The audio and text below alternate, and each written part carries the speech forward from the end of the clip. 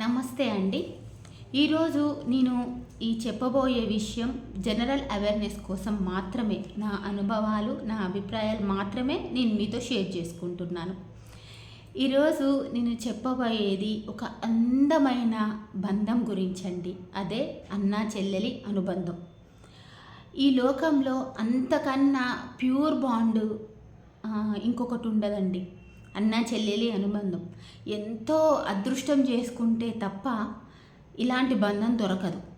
అందరికీ దొరకదని ఇట్లా అందరికీ దొరకదు అని నేను అంటున్నాను. చెల్లికి అన్నయ్య అంటే ఒక రక్షకుడు, ఒక రక్షణ. ఎలా అంటే తను స్కూల్కు వెళ్తున్నా, లేకపోతే రోడ్డు క్రాస్ చేస్తున్నా, లేకపోతే ఎవరైనా ఏమైనా అన్నప్పుడు అన్న పక్కనే ఉంటే తనకు ఒక రక్షణ, తన నీడ. అన్న అంటే చెల్లెకి ఒక నీడ లాంటోడు. ఇంకా ఏం చెప్పాలంటే అన్నయ్య గురించి, చెల్లెకి అన్నయ్య అంటే ఒక రియల్ లైఫ్ హీరో అండి. సినిమా హీరో కాదు, ఒక రియల్ లైఫ్ హీరో. ఎందుకు అంటే చెల్లెకి ఉన్న కష్టాలు కానీ, బాధలు కానీ, సంతోషాలు కానీ ఏవైనా తన అన్నయ్యతోనే చెల్లి షేర్ చేసుకుంటుంది. ఈ ప్రతి ఇంట్లో కొట్లాటలు ఉంటాయి అన్న చెల్లెలి. అవి పెద్దవి కాదు, చిన్న చిన్నవి. ఎలా అంటే టీవీ రిమోట్ కోసము, లేకపోతే చాక్లెట్స్ కోసము, లేకపోతే డ్రెస్సెస్ కోసము, ఇలా చిన్న చిన్న గొడవలు ఉన్నా మళ్ళీ అన్నీ నవ్వుకుంటూ వాళ్ళు కలిసిపోతారండి. ఇదే అన్నా చెల్లెలి బంధానికి ఉన్న ఒక గొప్ప వరం. అందుకే చెప్తున్నాను, ఇది ఎంత మంచి అనుబంధము. అందుకే ఒక అదృష్టం ఉండాలి ఇలాంటి బంధం కావాలి అని అంటే. ఎందుకంటే తల్లిదండ్రుల తర్వాత అంత బాధ్యత ఉండేది చెల్లెలి గురించి అన్నయ్యకు మాత్రమే, ఎప్పుడైనా సరే. అందుకని ప్రతి చెల్లి అన్నయ్యని గౌరవించండి, ప్రేమించండి.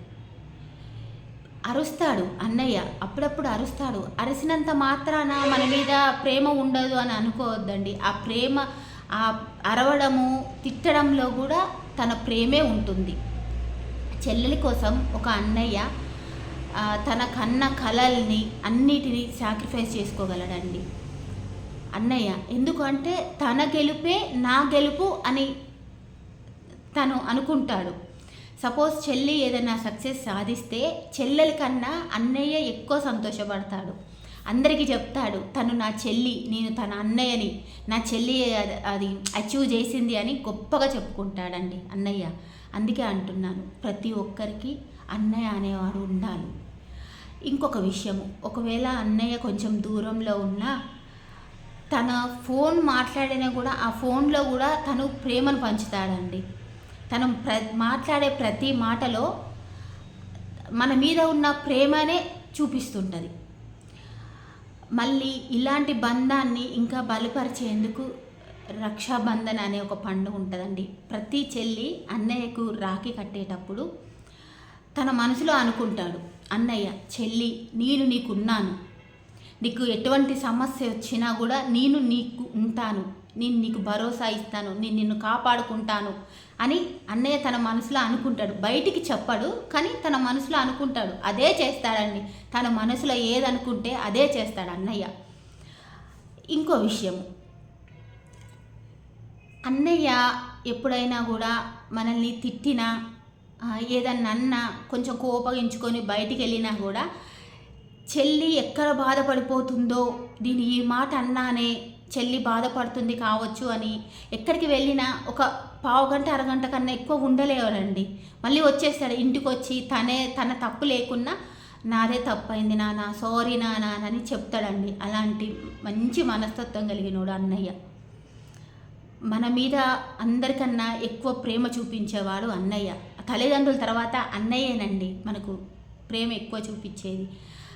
అన్నయ్య అంటే ఒక హీరో ప్రతి చెల్లెకి. ఇంకో విషయం, ప్రతి ఇంట్లో అన్ని అనుబంధాలు ఉంటాయి, అన్ని బంధాలు ఉంటాయి, కానీ అన్నా చెల్లెలి బంధం ప్రతి ఇంట్లో ఉండదు, కొందరికి మాత్రమే దొరికిద్ది. కాబట్టి ప్రతి అన్నయ్యని చెల్లి ప్రేమించండి, ప్రతి చెల్లెని అన్నయ్య ప్రేమించండి. ఇలాంటి బంధాన్ని వదులుకోవద్దండి. నేను ముందే చెప్తున్నాను. పొరపాటున వద్దు, ఈగోలకు పోవద్దు. ఈగోలు ఉండవు, వాళ్ళ మధ్య ప్రేమే ఉంటుంది, ఈగోలు ఉండవు. ఏదో చిన్న చిన్న మిస్అండర్స్టాండింగ్, చిన్న చిన్న కోపాలే ఉంటాయి తప్పించి అంతకన్నా పెద్దవి ఉండదు. ఇలాంటి మంచి బంధాన్ని వదులుకోవద్దండి, ఎవరైనా చెప్తున్నా నేను. ఇంకో విషయము, అన్నయ్య ఏదైనా చెల్లి ఏదైనా కోరిందనుకో, ఇంట్లో వాళ్ళతో ఫైట్ చేసి మరి ఆ కోరికని చెల్లికి తీరుస్తాడు.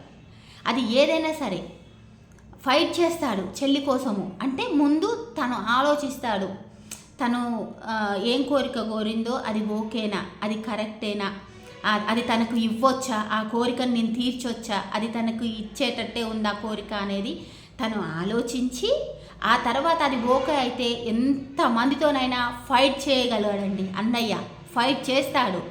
అలాంటి ప్యూర్ బంధం అన్నా చెల్లెలి అనుబంధం. అందుకే చెప్తున్నాను నేను.